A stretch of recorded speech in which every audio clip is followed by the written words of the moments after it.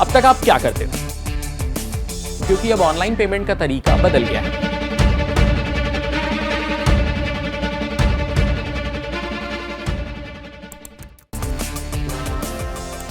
नमस्कार, आपके साथ मैं हूं वात्सल्य सारथी का सौदन और आज की ये खबर सीधे आपकी मोबाइल, आपके बैंक अकाउंट और आपकी मेहनत की कमाई से जुड़ी है, क्योंकि अब ऑनलाइन पेमेंट का तरीका बदल गया है और ये बदलाव आपकी सुरक्षा को और मजबूत बनाने के लिए किया गया है।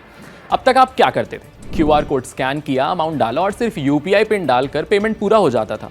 यानी आपका पेमेंट पहले आपके एक पिन डालने से ही हो जाता था, जिसको आप कहिए तो एक ही सुरक्षा पर निर्भर था, वो है आपका पिन। और ना करे नारायण कि अगर किसी वजह से ये पिन लीक हो गया या किसी ठग के हाथ लग गया तो कुछ ही सेकंड में आपका अकाउंट खाली हो सकता था।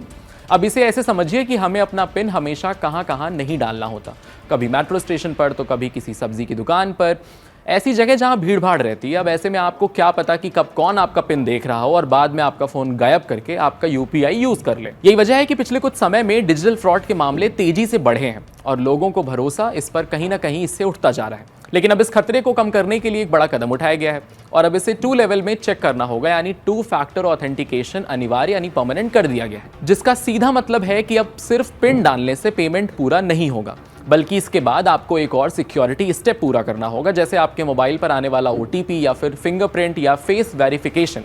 यानी अब आपके पैसे पर एक नहीं बल्कि 2 ताले लग गए हैं।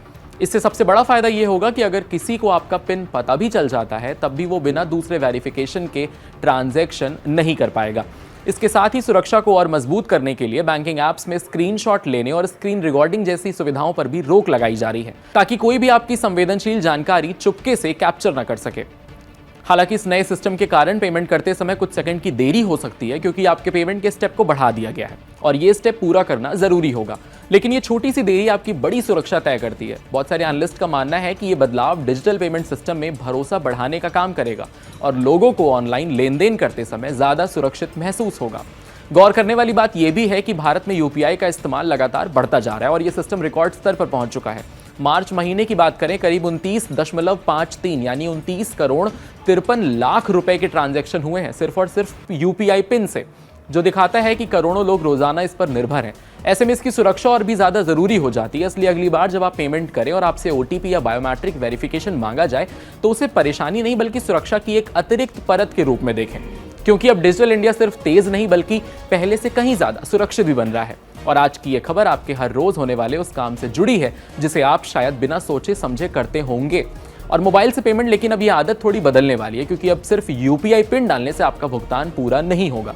तो अगली बार आप किसी दुकान पर गए, QR कोड स्कैन किया, अमाउंट डाला और पिन डालकर पेमेंट कर दिया तो काम खत्म नहीं होगा। जो तरीका अब तक चलता आया है ये अब बदल गया है और एक तरह से कहें तो अब डिजिटल पेमेंट का खेल बदल गया है। पहले स्पीड ज्यादा थी, सुरक्षा कम थी, अब स्पीड थोड़ी कम हो गई है और सुरक्षा कई गुना बढ़ गई है।